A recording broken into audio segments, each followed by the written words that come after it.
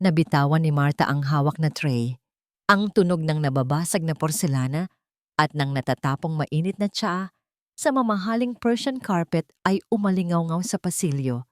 Ngunit para kay Marta, ang tanging ingay na naririnig niya ay ang dumadagundong na tibok ng kanyang puso.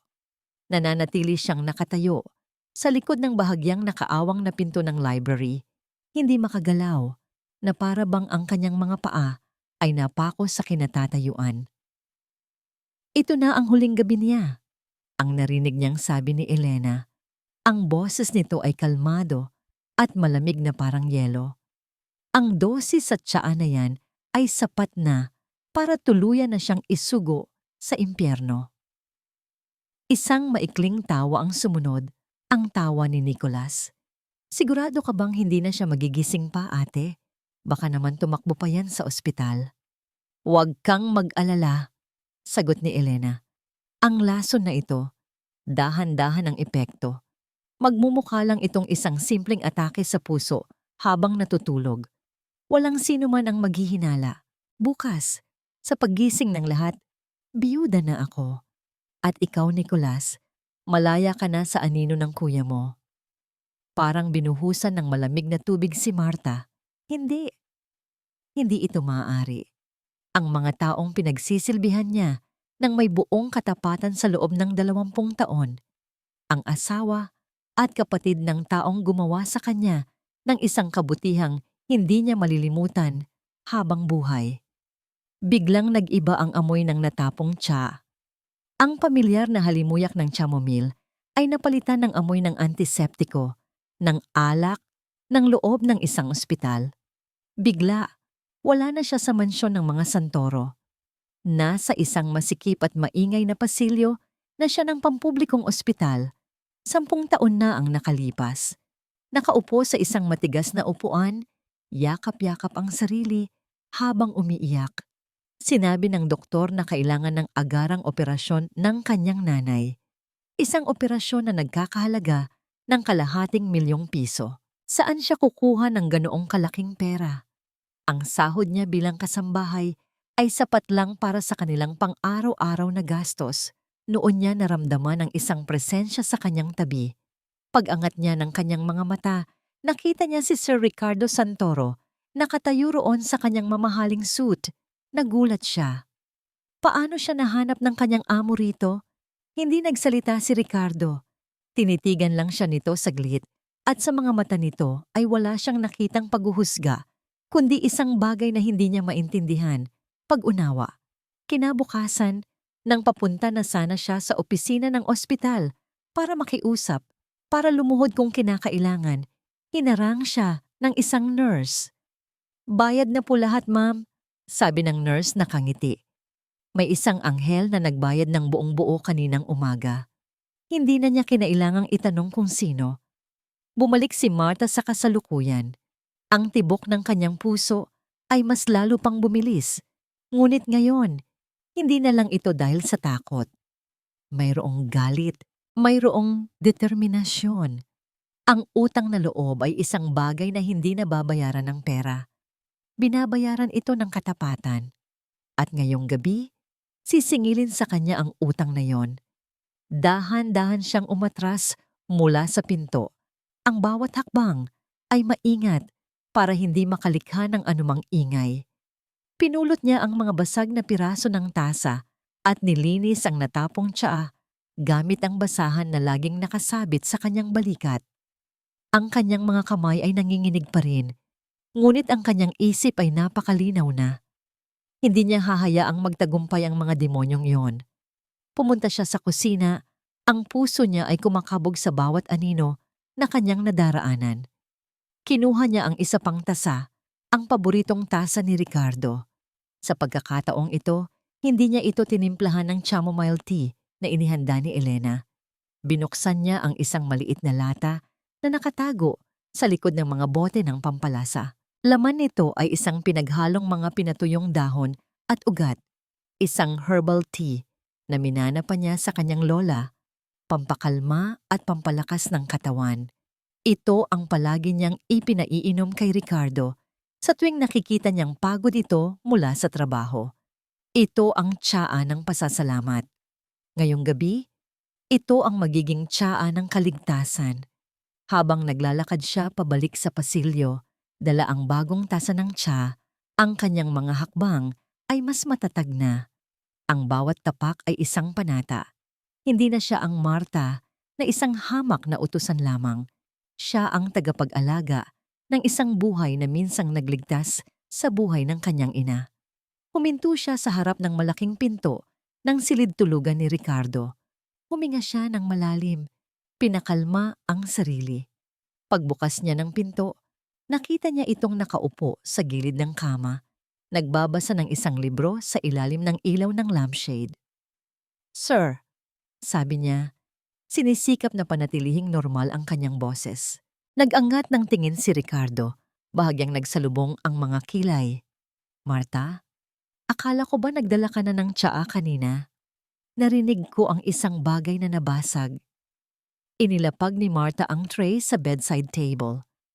Tumingin siya ng diretso sa mga mata ng kanyang amo. Wala ng oras para magpaliwanag. Wala ng oras para mag-alinlangan. "Sir, kailangan po ninyong magpanggap na inaatake sa puso." Ngayon din. Napatitig si Ricardo kay Marta. Ang mga salitang sinabi nito ay tila lumulutang sa hangin sa pagitan nila. "Ano ang pinagsasabi mo?" Tanong niya. Ang boses niya ay mahinahon, ngunit may bahid ng iritasyon.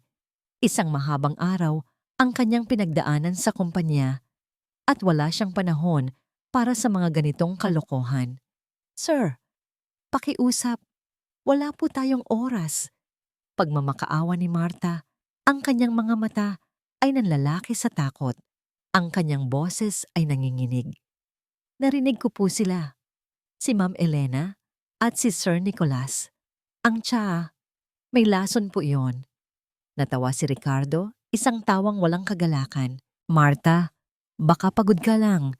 20 taon ka nang naglilingkod sa amin. Kilala mo ang asawa ko, ang kapatid ko. Imposible yang sinasabi mo." Ngunit habang sinasabi niya ang mga salita, isang bahagi ng kanyang isipan ang napansin ang isang bagay na kakaiba. Ang takot sa mga mata ni Marta. Hindi ito simpleng pag-aalala.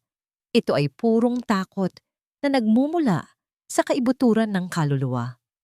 Kilala niya si Marta. Isa itong babaeng hindi marunong magsinungaling. Isang babaeng simple at kontento na sa kanyang maliit na mundo. "Sir, totoo po ang sinasabi ko," giit ni Marta. Isang butil ng luha ang pumatak mula sa kanyang mata. "Ang plano po nila ay magmukha itong atake sa puso. Pakiusap, maniwala po kayo sa akin." Ibinaling ni Ricardo ang kanyang tingin palayo. Ayaw niyang makita ang desperasyon sa mukha nito. Inisip niya si Elena, ang kanyang magandang asawa. Ang larawan nito na nakangiti sa kanya mula sa silver frame sa bedside table. Si Elena na laging nag-aalaga sa kanya, na laging naghahanda ng kanyang mga gamot. Ang mga gamot. Biglang may kumirot sa kanyang alaala. Gabi-gabi, sa loob ng nakalipas na ilang buwan, si Elena mismo ang nag-aabot sa kanya ng isang kapsula. "Vitamins mo ito, mahal." Palagi nitong sinasabi na may matamis na ngiti. Para manatili kang malakas, lagi niyang iniinom iyon ng walang pag-aalinlangan dahil asawa niya ito, dahil nagtitiwala siya dito. At si Nicolas, naalala niya noong nakaraang linggo, ang kanyang nakababatang kapatid ay biglang pumasok sa kanyang opisina sa bahay. Si Nicolas na walang interes sa negosyo. Si Nicolas na kontento na sa kanyang buwan ng allowance. Ngunit noong araw na yon, kakaiba ito. "Kuya, pwede ko bang makita ang mga papeles ng kumpanya?" Tanong nito. "Gusto ko lang sanang matuto para kung sakaling may mangyari sa'yo, alam mo na." Noon, inisip niyang iyon ay isang tanda ng pagiging responsable, isang bagay na ikinatuwa pa niya. Ngayon, ang mga salitang yon ay mayroon ng ibang kahulugan. Isang kahulugan na nagpapakalat ng lamig sa kanyang buong katawan, ang kanyang pagkahapo. Ang madalas na pananakit ng kanyang tiyan na sinabi ng doktor ay dahil lang sa stress. Ang unti-unting panghihina ng kanyang katawan. Lahat ng piraso ng palaisipan ay biglang nagkabit-kabit sa kanyang isipan, bumubuo ng isang larawan na napakapangit, isang katotohanan na napakasakit. Napayuko si Ricardo. Napahawak siya sa kanyang dibdib, hindi dahil sa lason, kundi dahil sa isang sakit na mas matindi pa, ang sakit ng kataksilan. Parang may bumiyak na yelo sa loob ng kanyang dibdib, kumakalat ang lamig at sakit sa bawat ugat ng kanyang katawan. Ang babaeng pinangakuan niya ng habambuhay, ang kapatid na dugo at laman niya. Tumingin siya sa salamin. Ang nakita niya ay hindi isang makapangyarihang CEO. Ang nakita niya ay isang matandang lalaki na naging bulag dahil sa pagtitiwala.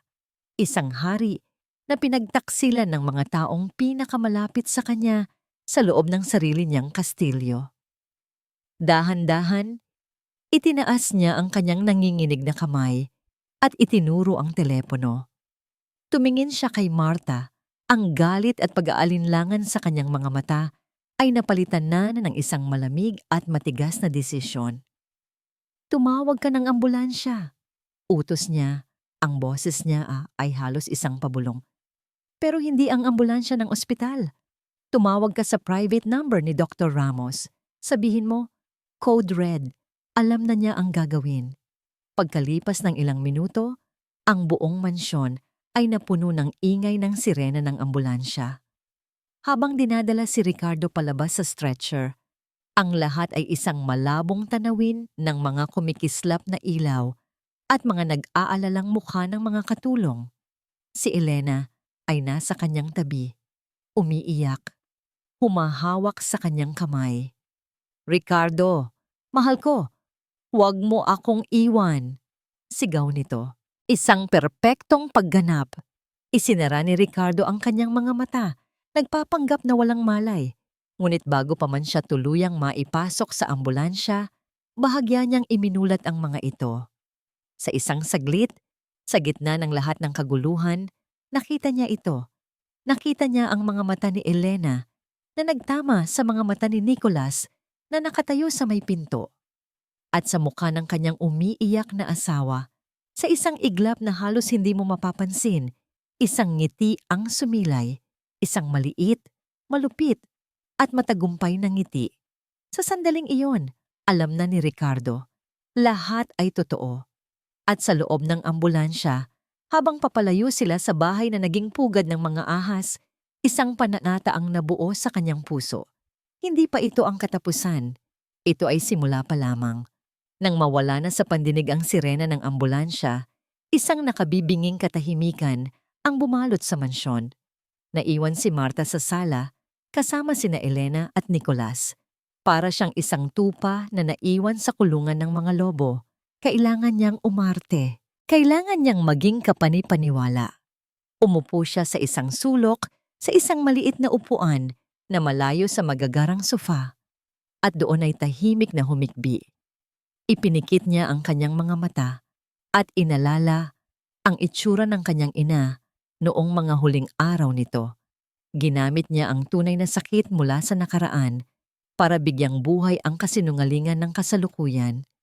Nakikita niya sa gilid ng kanyang mga mata si Elena na naglalakad-lakad, hawak ang cellphone itapon nito. Si Nicolas naman ay nakaupo lang, nakatitig sa kawalan, kinakagat ang kanyang mga kuko. Ang kanilang pagkabalisa ay ibang-iba sa pag-aalalang dapat sanay nararamdaman nila. Ito ay ang pagkabalisa ng mga taong naghihintay ng resulta ng kanilang masamang balak. Kailangan kong kumuha ng tubig, sabi ni Martha sa mahinang boses at tumayo siya. Walang pumansin sa kanya. Ganoon naman palagi. Siya ay hangin, isang anino na gumagalaw sa loob ng bahay. Ngunit ngayon, ang pagiging invisible niya ang kanyang pinakamalakas na sandata. Pagdating sa kusina, isinara niya ng bahagya ang pinto. Kinuha niya ang kanyang mumurahing cellphone mula sa bulsa ng kanyang uniforme. Nanginginig ang kanyang mga daliri habang nagtatype siya ng mensahe para kay Dr. Ramos, ang doktor na matagal nang pinagkakatiwalaan ni Ricardo. "Kumusta po si Sir?" Halos mapatalon siya sa gulat nang biglang bumukas ang pinto. Si Elena. "Anong ginagawa mo?" tanong nito. Ang mga mata ay matalim. "Kumukuha lang po ng tubig, ma'am," sagot ni Marta. Mabilis na itinago ang cellphone sa likod niya. "Uhaw na uhaw po ako sa pag-iyak." Tinitigan siya ni Elena ng ilang segundo. Sinusuri ang bawat galaw niya. Pagkatapos ay tumango ito. "Sige, bilisan mo at bumalik ka na sa sala. Baka may tumawag mula sa ospital." Nakahinga ng maluwag si Marta nang umalis si Elena. Nag-vibrate ang kanyang cellphone. Isang mensahe mula kay Dr. Ramos. "Ligtas na siya. Nasa safe house na kami.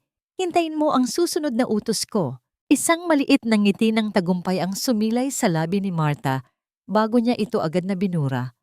Pagkalipas ng halos 1 oras, tumunog ang telepono ng mansyon. Sinagot ito ni Elena. Pinanood ni Marta ang bawat pagbabago sa ekspresyon ng mukha ni Elena. "Ano? Sigurado ba kayo, Doc?" Ang boses ni Elena ay puno ng pagkagulat. Hindi, hindi maaari." Pagkatapos ay nagsimula na ang pag-arte. Ang mga hikbi ni Elena ay perpekto. Ang pagsigaw niya sa pangalan ni Ricardo ay puno ng sakit. Ngunit ang kanyang mga mata, kung titingnan mong mabuti, ay tuyo at malamig. Nakita ni Marta ang isang mabilis na sulyap ng tagumpay na ipinukol nito kay Nicholas bago ito tuluyang napaluhod at nagkunwaring nawalan ng lakas. Ang hari ay patay na. Mabuhay ang mga traidor. Kinabukasan, sa ilalim ng pagkukunwaring kailangan niyang mamalengke para sa mga bisitang darating para sa burol, nagkaroon ng pagkakataon si Marta na umalis ng mansyon. Sumakay siya sa isang jeep, lumipat sa isa pa, para siguraduhing walang nakasunod sa kanya. Dumating siya sa isang luma at abandonadong bodega sa isang tahimik na bahagi ng syudad. Pumasok siya sa loob. Naroon si Ricardo. Nakaupo sa isang kahoy na silya. Ang muka ay mas tumanda ng 10 taon sa loob lang ng isang gabi. Ang dating kumpiyansa at kapangyarihan ay napalitan ng sakit at galit. "Sir," bati ni Marta. Tumingala si Ricardo. Sa mga mata niya nakita ni Marta ang isang bagong uri ng pagtingin. Hindi na ito ang pagtingin ng isang amo sa kanyang utusan. Ito ay ang pagtingin ng isang tao sa kanyang kakampi, sa kanyang tagapagligtas. "Salamat, Marta," sabi ni Ricardo. Ang boses ay magaspang. "Utang ko sa iyo ang buhay ko." "May utang na loob din po ako sa inyo, sir. Ngayon patas na po tayo," sagot ni Marta. Ngumiti siya ng bahagya. "Nagsisimula pa lang ang laban, sir." Nang gabing iyon, pagbalik ni Marta sa mansyon, naabutan niya ang isang eksenang hinding-hindi niya inaasahan. Wala ang mga bisita, wala ang mga bulaklak para sa patay. Sa gitna ng sala, nakaupo sina Elena at Nicholas. Sa lamesa sa harap nila ay isang bote ng mamahaling champagne at 2 baso na may laman na. Nagtatawanan sila, nagdiriwang. Napatigil sila nang makita si Marta. Agad na naglaho ang mga ngiti sa kanilang mga labi. Tumayo si Elena. Dahan-dahang lumapit kay Marta. Ang kanyang mga mata ay nanlilisik na parang ahas. "Marta," sabi ni Elena, sa isang boses na malumanay ngunit puno ng pagbabanta. "Maraming salamat sa iyong serbisyo, pero dahil sa nangyari, kailangan nating maghigpit. Mula ngayon, doblehin mo ang pagbabantay sa bahay na ito. Walang pwedeng pumasok o lumabas nang hindi ko alam. Hindi iyon isang utos.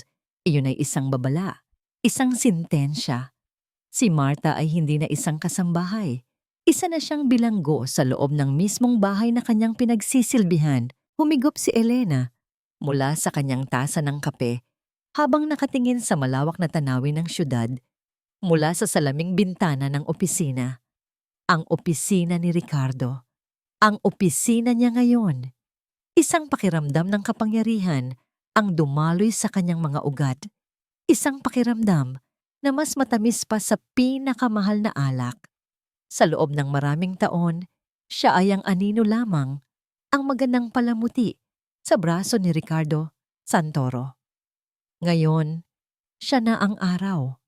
Ang lahat ay iikot sa kanya. Pumasok siya sa boardroom kaninang umaga. Ang mga mukha ng mga matatandang lalaki sa board, mga alipores ni Ricardo, ay puno ng pagtataka at pagtutol.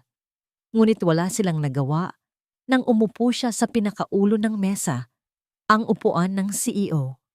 Ako na ang mamumuno ngayon, deklara niya. Ang boses niya ay kalmado, ngunit may bigat na parang bakal. Ang kanilang katahimikan ay musika sa kanyang pandinig. Ngayon, sa katahimikan ng kanyang bagong kaharian, kinuha niya ang kanyang cellphone at pinindot ang isang pamilyar na numero. Javier, sabi niya. Ang kanyang boses ay biglang naging malambing, puno ng pananabik. Tapos na, wala na siya. Isang malalim na tawa ang narinig niya mula sa kabilang linya. Magaling, mahal ko, napakagaling. Ngayon, ang Santoro Corporation ay parang isang hinog na prutas na naghihintay na pitasin. Si Javier de Villa, ang pinakamalaking karibal ni Ricardo sa negosyo, ang kanyang lihim na kasintahan, ang kanilang plano ay perpekto. Hindi lang nila kukunin ang pera, sasakupin nila ang buong imperyo. Malapit na, Javier, bulong ni Elena. Isang konting linis na lang at mapapasa atin na ang lahat. Ang pagsasanib ng Santoro at De Villa Corporation ay magiging pinakamalaking balita sa bansa. Pagkatapos ng tawag, sumandal siya sa kanyang upuan, ninanamnam ang tagumpay, kumatok sa pinto at pumasok si Nicolas. Ang mukha ay balisa. Ate, sigurado ba tayong walang makakaalam? Tanong nito. Ang boses ay nanginginig. Paano kung may mag-imbestiga? Napailing si Elena sa kahinaan nito. Nicolas, relax, sabi niya. Tumatayo at lumalapit dito. Inilagay niya ang kanyang kamay sa balikat nito. Ako ang bahala sa lahat. Ang kailangan mo lang gawin ay sumunod sa akin. Binuksan niya ang isang drawer at kumuha ng isang makintab na itim na card. Isang platinum credit card. Iniabot niya ito kay Nicolas. Ito, sabi niya, na may mapang-akit na ngiti. Wala itong limitasyon. Bilhin mo lahat ng gusto mo. Panahon na para maranasan mo ang buhay na nararapat para sa iyo, kapatid. Nakita niya ang pagkislap sa mga mata ni Nicolas. Ang inggit na matagal nang nakatago sa puso nito ay napalitan ng kasakiman. Ganoon lang kadali. Ang bawat tao ay may presyo. Umalis si Nicolas na may ngiti sa labi. Hawak-hawak ang bagong laruan. Naiwan si Elena na mag-isa. Ang kanyang isip ay bumalik sa mga bagay na kailangan pa niyang ayusin. Tumawag siyang muli kay Javier. Habang kausap niya ito, pumasok si Marta para kunin ang tasa ng kape. Gumalaw ito ng tahimik, gaya ng dati, halos hindi mo mapapansin. Ngunit napansin siya ni Elena. Palagi niya itong napapansin. Oo, kailangan nating maging maingat sa mga susunod na araw, sabi ni Elena sa telepono, habang ang kanyang mga mata ay nakasunod sa bawat galaw ni Marta. May problema ba? Tanong ni Javier sa kabilang linya. Tumingin si Elena sa likod ni Marta, abang papalabas ito ng pinto. May isang bagay sa matandang yon, isang bagay na hindi niya gusto, isang katapatan kay Ricardo na parang aso, at ang mga asong masyadong matapat ay mapanganib. Oh, ang matandang katulong, sabi ni Elena. Ang boses niya ay bumaba at naging malamig. Masyado siyang matanong, masyadong mapagmasid. Baka kailangan na rin natin siyang bigyan ng pahinga. Ang mansyon ay hindi na isang tahanan. Isa na itong malaking hawla. At si Marta ang daga na gumagalaw sa loob. Umiiwas sa mga patibong na nakakalat sa bawat sulok. Nagkabit si Nicolas ng mga security camera sa mga pangunahing pasilyo. Ang mga maliliit at itim na matang iyon ay tila laging nakamasid. Sinusundan ang bawat galaw ni Marta. Ang dating anino, na malayang nakakakilos ay kailangan na ngayong maging mas maingat pa. Ang bawat kilos ay kalkulado. Ang bawat hakbang ay may kasamang panalangin. Nakatanggap siya ng utos mula kay Ricardo sa pamamagitan ng kanilang sikretong channel. Kailangan niya ng pruweba. Isang bagay na matibay, isang bagay na magdidiin sa kanila sa korte. Alam ni Marta na ang pinakamahalagang impormasyon ay nasa pag-uusap ni na Elena at Nicolas. Kailangan niyang makarinig. Ang pagkakataon ay dumating isang umaga. Naghahanda si Marta ng kape para kay Nicolas sa library. Nakaupo ito roon, abala sa pagbabasa ng mga dokumento na dating nakapatong lang sa mesa ni Ricardo. Ang Amerikana nito ay nakasampay sa likod ng upuan. Sa kanyang bulsa, hawak ni Marta ang isang maliit na bagay na parang butones, isang listening device na ibinigay sa kanya ng tao ni Ricardo. Ang puso niya ay kumakabog ng napakabilis. Isang maling galaw at tapos ang lahat. Huminga siya ng malalim. Habang papalapit siya sa mesa, sinadya niyang matapilok sa gilid ng carpet. Aray! Ang mainit na kape ay tumapon sa mamahaling Amerikana ni Nicolas. Ano ba yan? Sigaw ni Nicolas na patayo sa gulat at inis. Tingnan mo ang ginawa mo. Ang mahal-mahal nito. Naku sir, pasensya na po. Sabi ni Marta. Ang kanyang boses ay puno ng pagkataranta. Isang perpektong pag-arte. Kumuha siya ng basahan at mabilis na lumapit para punasan ang natapong kape. Hindi ko po sinasadya, sir. Sa ilalim ng pagkukunwaring iyon, habang ang atensyon ni Nicolas ay nasa basang bahagi ng damit, ang kanyang kabilang kamay ay mabilis na ikinabit ang butones sa ilalim ng kwelyo ng Amerikana. Isang segundo lang, iyon lang ang kailangan niya. Nang sumunod na araw, isa pang misyon. Kailangan ni Ricardo ng kopya ng mga files mula sa computer sa kanyang opisina. Alam ni Marta na ito ay mas delikado. Nagkunwari siyang naglilinis ng alikabok sa loob ng opisina. Isinaksak niya ang isang napakaliit na USB drive sa likod ng computer. Nagsimula itong mag-copy ng files.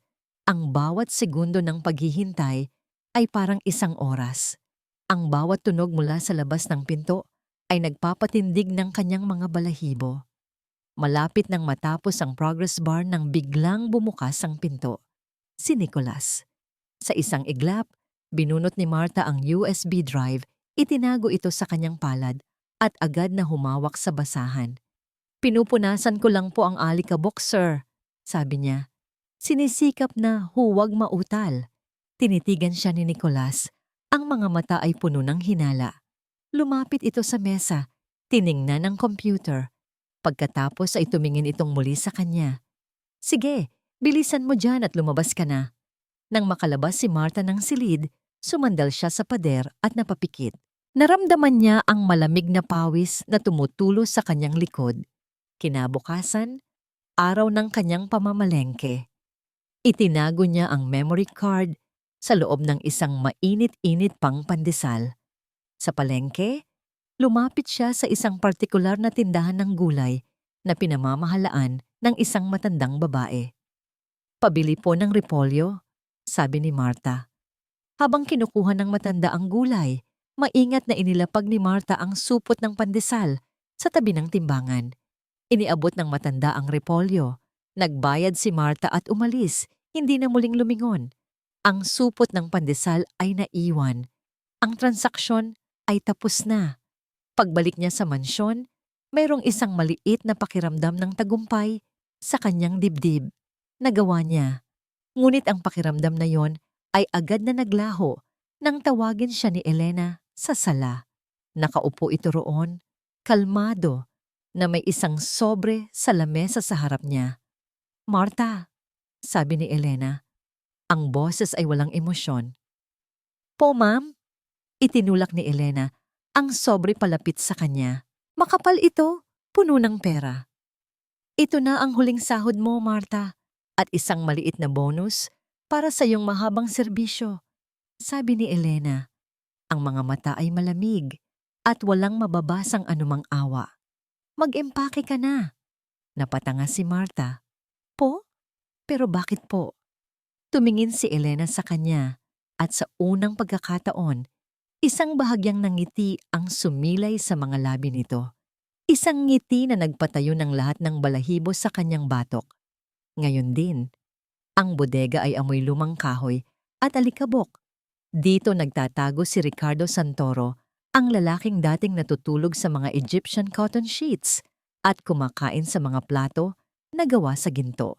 Nakaupo siya sa isang matigas na silya, suot ang isang pares ng headphones, pinakikinggan ang mga bunga ng katapangan ni Marta.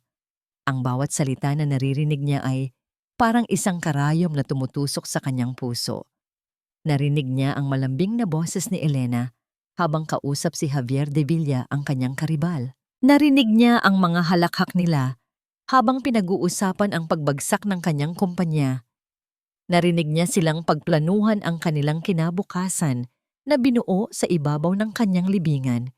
Pagkatapos, ang boses ni Nicolas, mahina at duwag. Isang aso na naghihintay ng tira-tirang pagkain mula sa kanyang amo. Ngunit may isang linya, isang pag-uusap sa pagitan ni na Elena at Nicolas mula sa audio file na nakakabit sa Amerikana na paulit-ulit na tumatakbo sa kanyang isipan. Hindi ko maintindihan, sabi ni Nicolas. Sinunod natin ang lahat ng utos. Ang sabi, ang lason ay dahan-dahan, pero sigurado. Dapat sana'y ilang buwan na siyang patay. Bakit napakatagal bago siya tuluyang bumigay? Huwag mo nang isipin yon, sagot ni Elena. Ang mahalaga, tapos na. Dapat sana'y ilang buwan na siyang patay. Ilang buwan. Napahinto si Ricardo. Bigla niyang naalala ang lahat. Ang panghihina na nagsimula. Kalahating taon na ang nakalipas. Ang mga pananakit ng tiyan na akala niya ay dahil lang sa stress. Ang unti-unting pagbaba ng kanyang timbang. Hindi ito isang beses na pagtatangkalang noong gabing iyon. Ilang buwan na siyang nilalason. Dahan-dahan. Araw-araw. Isang malamig na takot ang gumapang sa kanyang kaluluwa. Isang takot na mas malala pa sa kamatayan. Ang pagkaalam na ang bawat yakap, bawat halik, bawat mahal kita mula kay Elena sa loob ng maraming buwan ay kasinungalingan.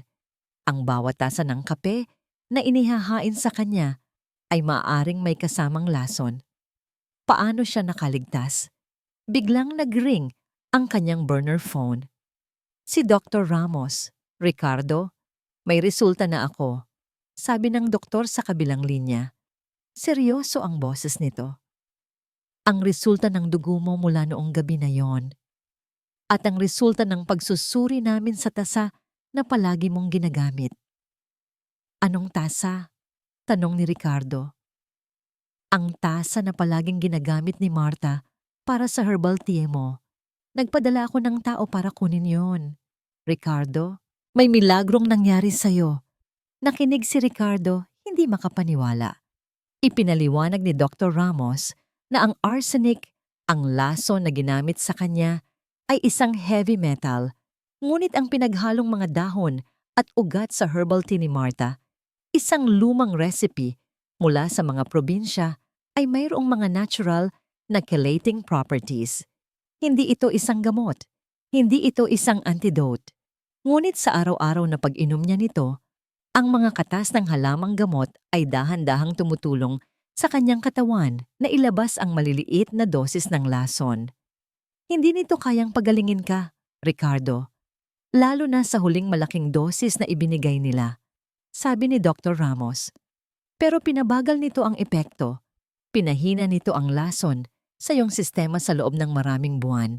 Kaya ka nakaligtas. Si Marta, hindi ka lang niya binalaan noong gabing iyon. Araw-araw kanyang nililigtas nang hindi niya nalalaman.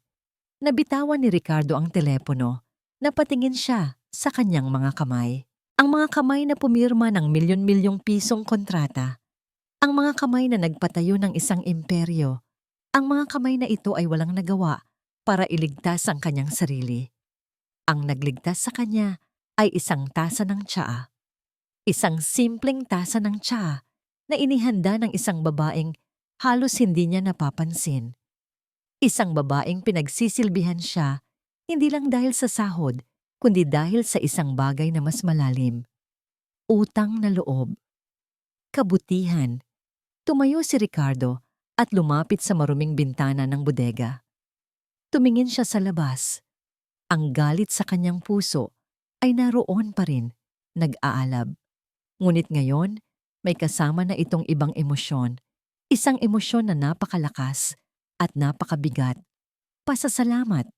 Isang pasasalamat na mas malaki pa sa lahat ng kanyang kayamanan. Ang laban na ito ay hindi na lang para sa kanyang kumpanya. Hindi na lang ito para sa paghihiganti. Ang laban na ito ay para kay Martha. Poprotektahan na niya ito, kahit anong mangyari. Habang ang bagong determinasyon na ito ay nabubuo sa kanyang puso, nag-vibrate ang kanyang telepono sa sahig. Isang text message, kinuha niya ito. Isang maikling mensahe mula sa kanyang tao na nakabantay sa mansyon. Pinapaalis si Martha. Ang kapangyarihan ay parang isang matapang na alak para kay Nicholas. Sa simula, ito ay nakalalasing at masarap. Ang walang limitasyong credit card, ang mga mamahaling damit, ang paggalang o mas tamang sabihing takot sa mga mata ng mga empleyado sa kumpanya.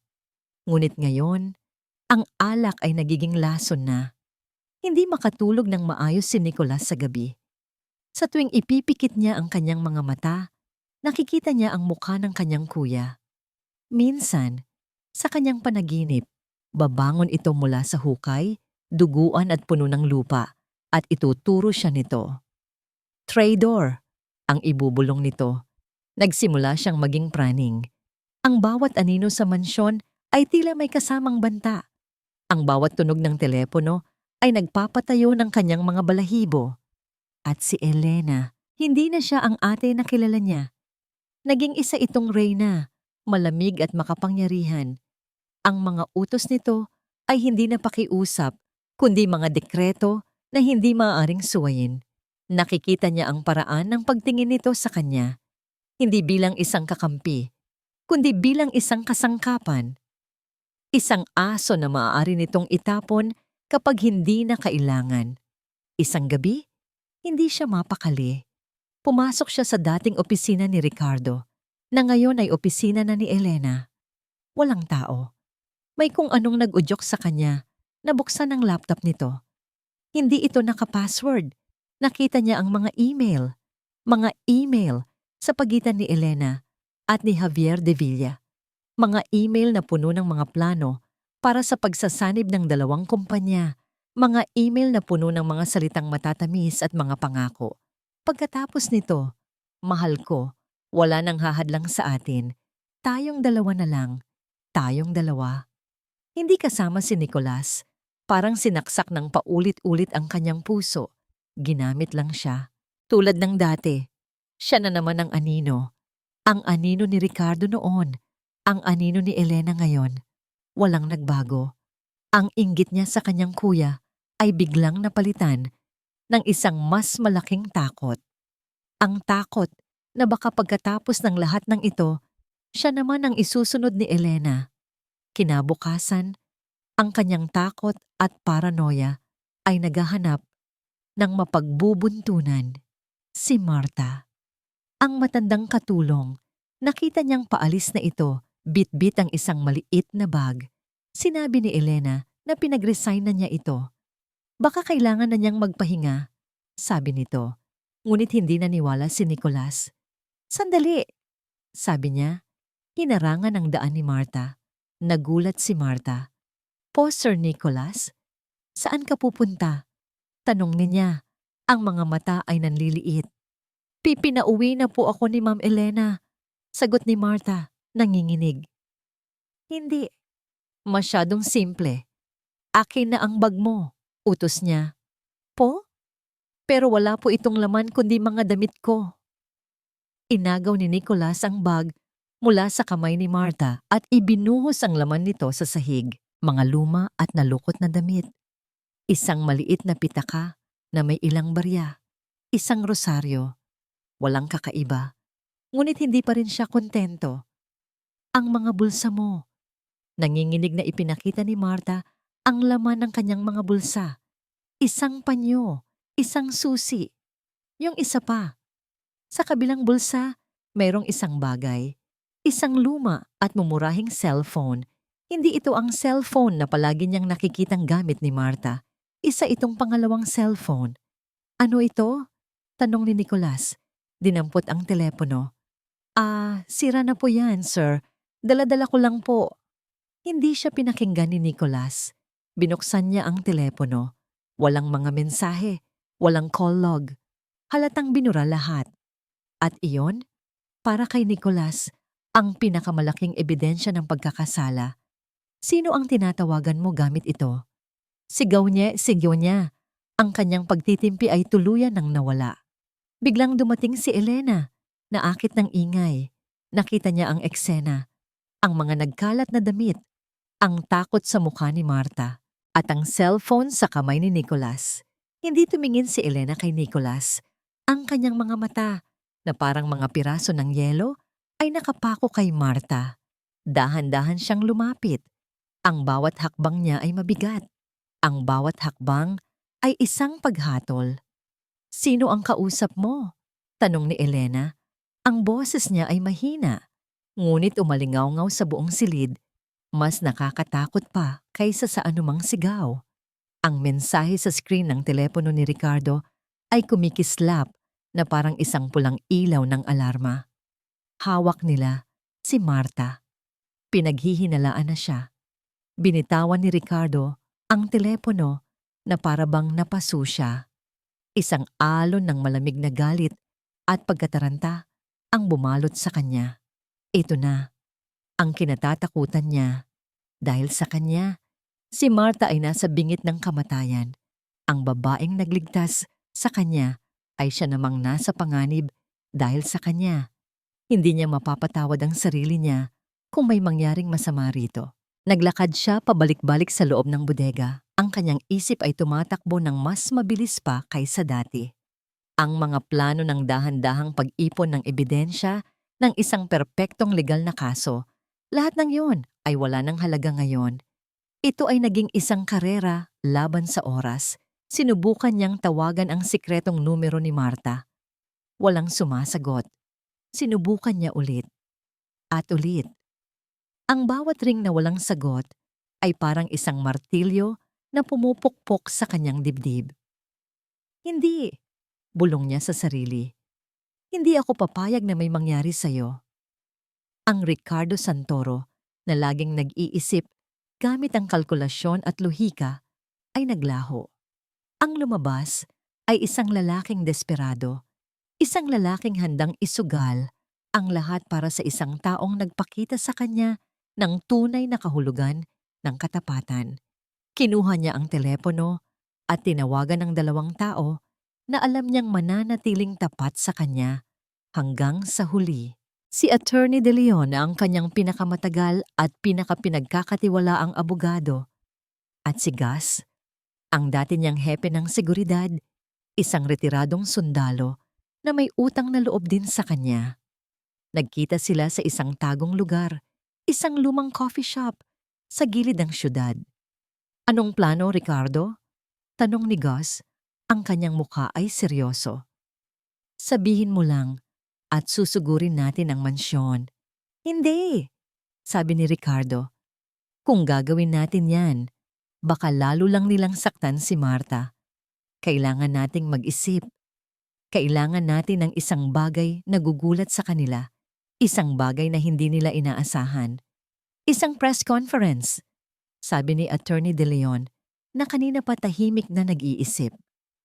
Narinig ko sa mga koneksyon ko na si Elena ay magdaraos ng isang malaking press conference bukas ng umaga para i-anunsyo ang pagsasanib ng Santoro at De Villa Corporation. Tumingin si Ricardo sa abogado at isang plano ang biglang nabuo sa kanyang isipan. Isang plano na mapanganib, dramatiko, at marahil ay isang kabaliwan. Ngunit ito na lang ang natitira niyang baraha. Iyon na, sabi ni Ricardo. Isang mapanganib na kislap ang lumitaw sa kanyang mga mata. Doon natin sila tatapusin. Sa harap ng buong mundo, ginugol nila ang buong gabi sa paghahanda. Si Attorney De Leon ay nakipag-ugnayan sa mga tapat na tao sa media. Si Gus ay tinipon ang kanyang mga pinagkakatiwalaang tauhan. At si Ricardo, sa kauna-unahang pagkakataon, sa loob ng maraming taon, ay humarap sa salamin at tiningnan ang sarili. Kinuha niya ang isang litrato ng kanyang pamilya mula sa kanyang wallet. Siya, si Elena, at si Nicolas, lahat ay nakangiti. Isang perpektong, masayang pamilya, isang kasinungalingan. Dahan-dahan niyang pinunit ang litrato. Itinira niya ang bahagi na may mukha niya. Tapos na ang pagiging Ricardo Santoro na kilala nila. Bulong niya sa kanyang refleksyon. Kinabukasan, ang lahat ay nakahanda na. Ang ballroom ng isang 5-star hotel ay puno ng mga mamamahayag, mga business personality, at mga kamera. Sa entablado, isang malaking screen ang nagpapakita ng logo ng Santoro Corporation. Sa loob ng isang itim na van na nakaparada sa di kalayuan, minomonitor ni Ricardo ang lahat mula sa isang laptop. Nakita niya si Elena, nagliliwanag sa kanyang mamahaling damit, kumpiyansang-kumpiyansa habang papalapit sa podium. Nakita niya si Nicolas sa likod nito, pilit nang ngumingiti. Ngunit ang takot ay bakas sa kanyang mga mata. Si Elena ay nasa tuktok na ng kanyang tagumpay. Ang buong mundo ay nakatingin sa kanya. Kinuha ni Ricardo ang isang walkie-talkie. Ang kanyang puso ay kumakabog, hindi sa takot, kundi sa adrenaline. Gus, handa na ba ang lahat sa loob? Tanong niya. Ready, sir, sagot ni Gus mula sa kabilang linya. Huminga ng malalim si Ricardo. Itinaas ni Elena ang kanyang kamay para patahimikin ang mga tao. Magsasalita na siya. Ito na ang pagkakataon. Simulan na! Utos ni Ricardo sa walkie-talkie. Ang kanyang boses ay kalmado at puno ng determinasyon. Ang bodega, kung saan ikinulong si Marta, ay madilim at maalinsangan. Amoy anay at nabubulok na papel.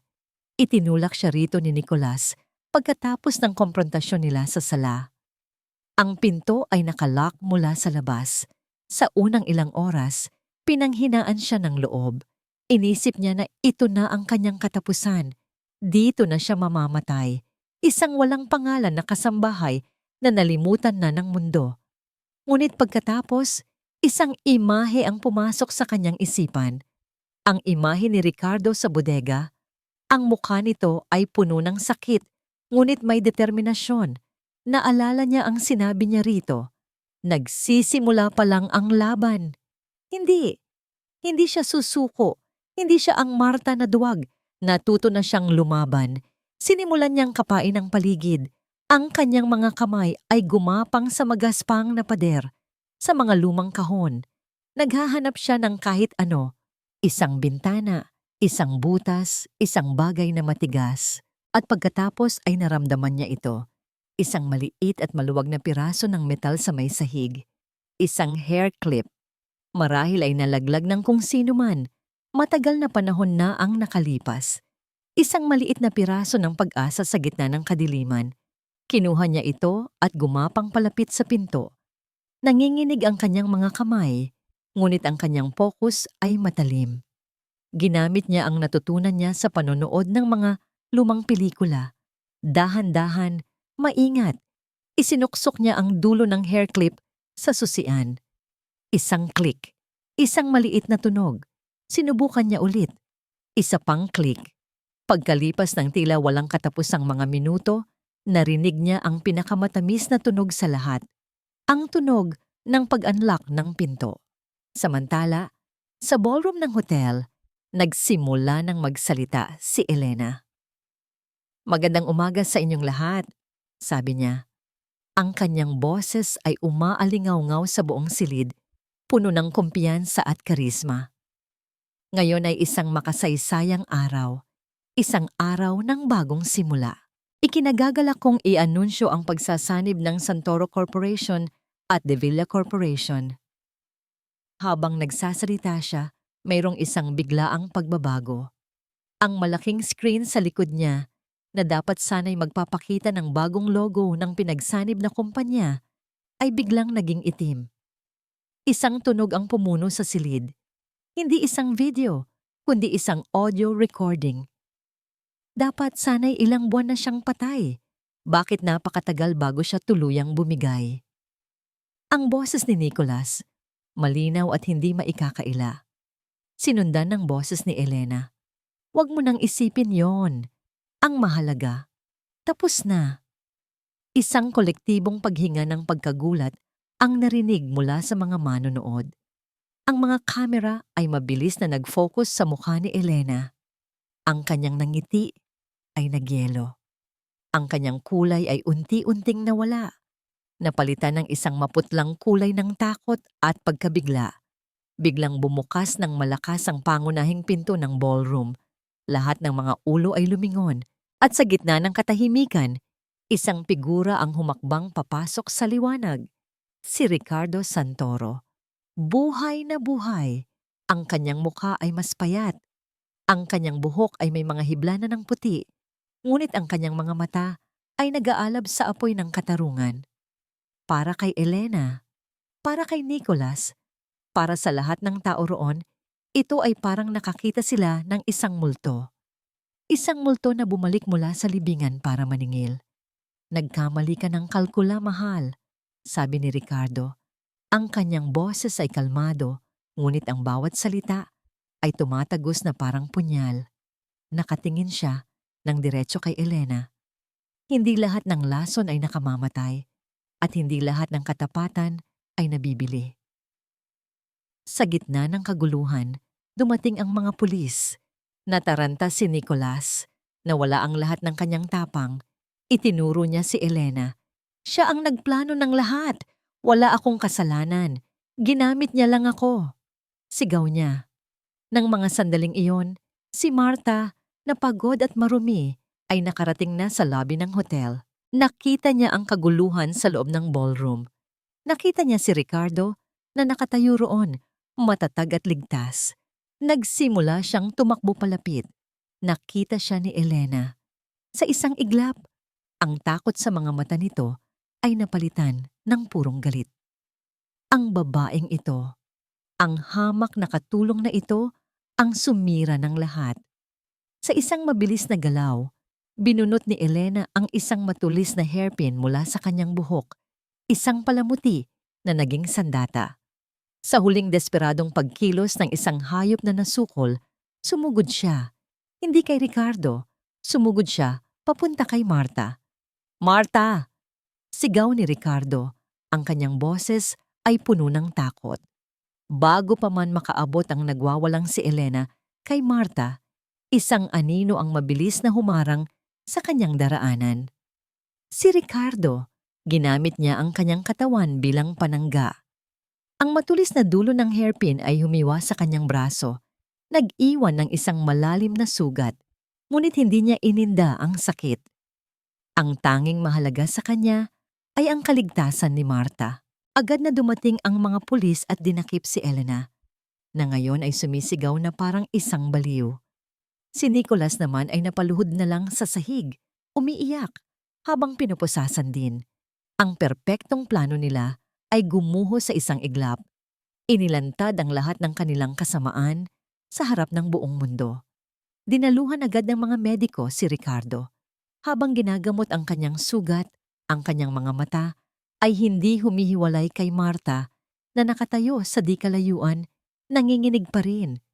Okay ka lang? Tanong ni Ricardo. Tumangulang si Marta. Ang mga luha ay nagsisimula ng mamuo sa kanyang mga mata.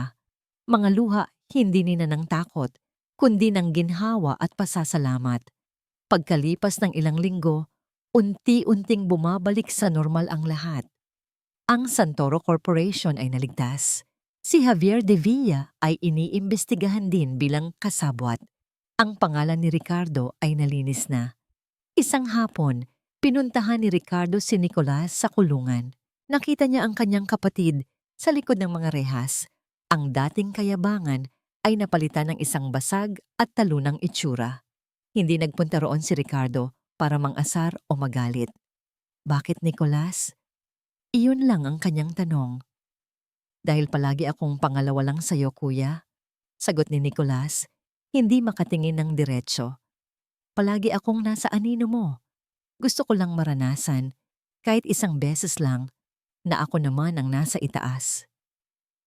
Walang sinabi si Ricardo. Tumalikod na lang siya at umalis. May mga sugat na hindi na kayang gamutin ng panahon. Kinabukasan, ipinatawag niya si Martha sa kanyang opisina. Ang opisina na minsan ay naging pugad ng mga traidor. Ngunit ngayon ay simbolo na ng isang bagong simula. Martha, sabi ni Ricardo, nakatayo sa tabi ng malaking bintana. Hindi na siya ang amo na nakaupo sa likod ng malaking mesa. Pantay na sila ngayon. Hindi ko alam kung paano kita pasasalamatan. Inabot niya rito ang isang sobre. Akala ni Martha ay pera ito. Isang gantimpala. Ngunit nang buksan niya ito, hindi pera ang laman. Ito ay mga papeles. Mga papeles para sa pagtatatag ng isang foundation. Ang Aling Remedios Foundation, ipinangalan sa yumaong ina ni Martha. Ano po ito, sir? Tanong ni Martha, nalilito. Nawala sa akin ang lahat, Martha, sabi ni Ricardo. Ang kanyang boses ay puno ng sinseridad. Nawala ang pamilya ko, ang tiwala ko sa mga tao. Pero dahil sa'yo, natututunan ko ang isang bagay na mas mahalaga. Natutunan kong tumingin hindi sa kung ano ang mayroon ng isang tao, kundi sa kung ano ang laman ng kanyang puso. Lumapit siya kay Martha. Hindi kita bibigyan ng pera, dahil ang katapatan mo ay hindi nabibili. Sa halip, bibigyan kita ng isang pagkakataon na makatulong sa mas maraming tao, tulad ng ginawa mong pagtulong sa akin. Ikaw ang mamumuno sa foundation na ito. Napayo ko si Martha, hindi makapaniwala sa kanyang naririnig. Ang mga butil ng luha na kanina pa niya pinipigilan ay tuluyan ng pumatak. Pero sir, isa lang po akong simpleng kasambahay. Hindi. Pagtatama ni Ricardo. At sa unang pagkakataon, isang tunay na ngiti ang sumilay sa kanyang mga labi. Isa kang matapang at matalinong babae, Martha. At higit sa lahat, isa kang mabuting tao. At iyon ang pinakamahalagang yaman sa lahat. Tumayo silang dalawa roon, sa tuktok ng gusali, nakatingin sa syudad sa ibaba. Hindi na bilang amo at utusan, kundi bilang dalawang taong pinag-isa ng kataksilan at pinagaling ng katapatan. Isang bagong kabanata ang nagsisimula para sa kanila. Isang kabanata na isusulat hindi ng dugo o ng pera, kundi ng kabutihang loob at ng pag-asa na kahit sa pinakamadilim na gabi, palaging may isang tasa ng tsaa na nag-aalok ng init at kaligtasan. Isang kabanata na isusulat hindi ng dugo o ng pera, kundi ng kabutihang loob at ng pag-asa na kahit sa pinakamadilim na gabi, palaging may isang tasa ng tsaa na nag-aalok ng init at kaligtasan. Makalipas ang 6 na buwan, ang Aling Remedios Foundation ay nagkaroon ng isang maliit at simpleng inaugurasyon. Hindi ito ginanap sa isang magarbong hotel, kundi sa isang munting opisina sa isang lumang gusali na malapit sa puso ng komunidad na kanilang pagsisilbihan. Ang mga bisita ay hindi mga mayayamang negosyante, kundi mga pamilya, mga estudyante, at mga matatanda mula sa kalapit na lugar. Si Martha, na nakasuot ng simpleng bestida, sa halip na ang kanyang dating uniforme, ang siyang tumayo sa harap para magsalita. Nanginginig ang kanyang mga kamay na may hawak na maliit na papel, ngunit ang kanyang boses, bagamat mahina, ay puno ng katapatan. Hindi po ako sanay magsalita sa harap ng maraming tao. Simula niya, at isang mainit na ngiti ang sumilay sa kanyang mga labi. Sanay po akong magtimpla ng kape, magluto, at mag-alaga. At siguro po, iyon na rin ang gagawin ng foundation na ito. Aalagaan natin ang isa't isa sa abot ng ating makakaya. Sa likod ng munting silid, Nakasandal sa pader, nakatayo si Ricardo, malayo sa mga kamera, malayo sa entablado. Pinanood niya si Marta, hindi bilang isang amo na nagmamasid sa kanyang utusan, kundi bilang isang saksi sa isang himala. Isang himala ng pagbabago. Nakita niya ang isang babaeng minsang yumuyuko sa takot, na ngayon ay nakatayo ng tuwid, nagbibigay ng pag-asa sa iba. Isang reporter ang lumapit sa kanya para kunan siya ng pahayag. Mr. Santoro, ano po ang masasabi ninyo sa bagong proyektong ito? Umiling lang si Ricardo at itinuro si Marta gamit ang kanyang ulo. Siya ang bida ngayon. Tanungin ninyo siya. Pagkatapos ng seremonya, nang makaalis na ang lahat at ang natira na lang ay ang amoy ng kape at tinapay sa hangin. Naiwan silang dalawa. Ang katahimikan sa pagitan nila ay hindi na kagaya ng dati, isang katahimikan na dulot ng agwat sa kanilang estado sa buhay. Ngayon, ito ay isang komportableng katahimikan ng dalawang taong nagkakaintindihan nang hindi na kailangan pang magsalita. Hindi ko pa rin po alam kung kaya ko ito, sir. Aminado ni Marta, habang pinupulot ang mga basong papel. Lumapit si Ricardo, kinuha ang hawak na basura ni Marta at itinapon ito. Marta, ilang beses ko bang sasabihin sa'yo? Ricardo na lang, sabi niya na may halong lambing sa boses. At higit sa lahat, huwag mong maliitin ang sarili mo. Ang taong kayang harapin ang kamatayan para sa tama ay kayang harapin ang kahit ano. Pumunta si Ricardo sa maliit na pantry sa sulok ng opisina. Kumuha siya ng 2 tasa. Binuksan niya ang isang pamilyar na lata. Ang lata ng herbal tea na minana pa ni Marta sa kanyang lola. Siya naman ngayon ang nagtimpla. Inabot niya ang isang mainit na tasa kay Marta. Napatingin si Marta sa tasa, pagkatapos ay sa mukha ni Ricardo. Isang simpleng gesto, ngunit para sa kanya, ito ang nagsasara sa luma at nagbubukas sa bagong kabanata ng kanyang buhay. Sa loob ng maraming taon, sabi ni Ricardo, habang nakatingin sa labas ng bintana, sa mga ordinaryong taong naglalakad sa kalye. Akala ko, ang kapangyarihan ay nasa pera at posisyon. Ipinakita mo sa akin na ang tunay na kapangyarihan, ang tunay na yaman, ay nasa isang tasang tsa. Nasa kabutihan na kayang ibigay ng isang tao nang walang hinihintay na kapalit. Humigop si Marta mula sa tasa. Ang pamilyar na lasa ng mga dahon at ugat ay hindi na lang pampakalma. Ito na ngayon ang lasa ng pag-asa, ang lasa ng isang bagong simula. At sa tabi niya, humigop din si Ricardo, hindi na bilang isang bilyonaryo, kundi bilang isang tao na sa wakas ay natagpuan ng kapayapaan, hindi sa tuktok ng isang korporasyon, kundi sa katahimikan ng isang simpleng opisina, kasama ang babaeng nagligtas hindi lang ng kanyang buhay, kundi pati na rin ng kanyang kaluluwa.